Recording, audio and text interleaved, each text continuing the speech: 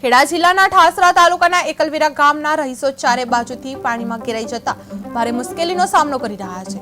સેડી નદીના પૂરનું પાણી ગામમાં ઘૂસતા છેલ્લા 4 દિવસથી ગામ સંપર્ક વિહોણું બન્યું છે। હજારો વીઘાની ખેતી પાણીમાં ડૂબી જતા ખેડૂતોને જીવધન તબાહ થયું છે।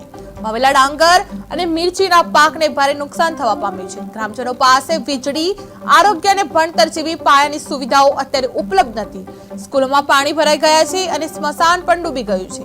છેલ્લા 20 વર્ષથી આવી પરિસ્થિતિ જોવા રહી છે, પણ આજે સુધી કોઈ પાયાના નિરાકરણની કાર્યવાહી થઈ નથી।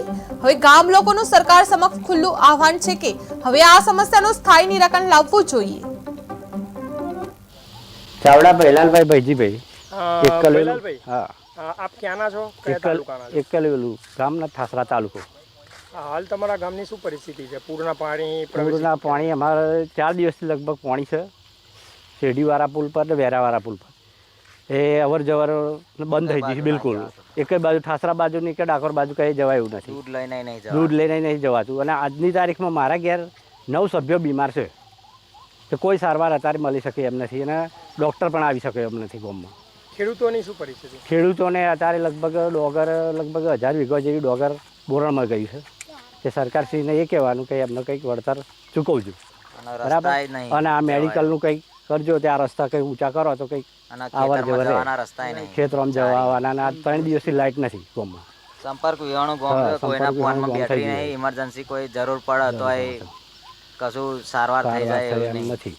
આપનું શુભ નામ? પટેલ સાગર કુમાર સુરેશભાઈ। સાગરભાઈ, હાલ કયા ગામના છો તમે અને કયા તાલુકાના છો? એકલેલું ગામ, તાલુકો ઠાસરા, જિલ્લો ખેડા। તમે જે જગ્યાએ ઊભા છો શું પરિસ્થિતિ એકલવીરાની? એકલેલું ગામમાં પહેલું તો પૂરનું પાણી એટલું બધું આવી ગયું છે, તો મેન મુખ્ય રસ્તો જે છે એ વિહાણો થઈ ગયો છે। ક્યાર સુધીનું પાણી આવી ગયું છે અને ગામમાં ઘણા ગાયો ભેંસો ઢોરા બધા બીમાર છે, પબ્લિક માણસો પણ બીમાર છે।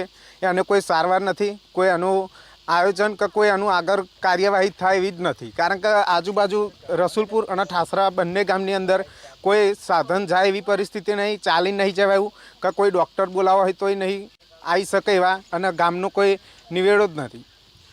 ખેડૂતોને શું પરિસ્થિતિ? ખેડૂતોને લગભગ ગામમાં પહેલો તો પ્રશ્ન એ છે કે ખેતરમાં જવાનો કોઈ અમને રસ્તો જ નથી, રસ્તાનું કોઈ એ જ નથી। અને ડાંગર કરેલી છે લગભગ 800 થી 1000 વીઘા, એ ડાંગરનું એટલું બધું નુકસાન છે, તો કંઈક અમારા ખેડૂતોને એવું કહેવું છે કે કંઈક સરકારને કંઈક કહીએ તો અમને કંઈક ફાયદો કરાવે એવું કરીએ। કારણ કે ડાંગરમાં ઓછામાં ઓછો રમતગમત કરીએ તોય લગભગ 10 થી 12 હજાર રૂપિયા ખર્ચો તો છે ડાંગરમાં। તો અત્યારે આટલું બધું લગભગ 800 થી 1000 વીઘા ડાંગર નુકસાન થઈ, તો આનું કંઈક સરકારને અમે એવું કહેવા માગીએ છીએ તો કંઈક અમને આપો, તો આનો કંઈક ફાયદો થાય, તો ખેડૂતને કંઈક લાભ મળે।